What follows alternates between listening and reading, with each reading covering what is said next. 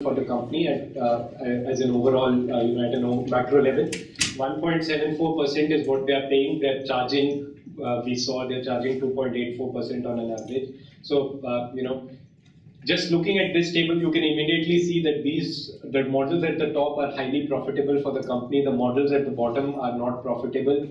The bottom three, in fact, are loss-making for the company, right? We've also classified them into low, medium, high. We've done the same with the cities. Again, you can see some trends. There are some cities which are highly profitable. There are some cities which are actually loss-making. And if you just look at the names, you can see that some of the smaller cities are very profitable. The larger cities tend to be unprofitable.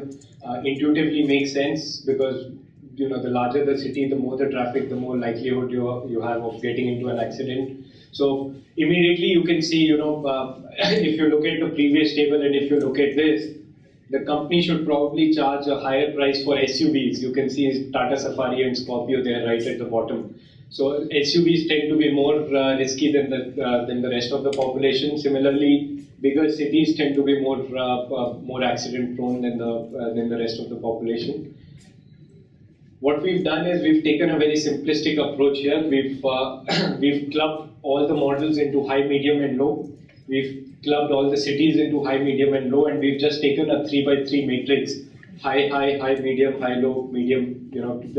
Those 9 combinations, and you can clearly see the difference here in terms of what the company is paying out as a percentage of IDV. So for the company now, it makes sense to charge a higher rate for any Tata Indica or Honda Accord or Tata Safari or Scorpio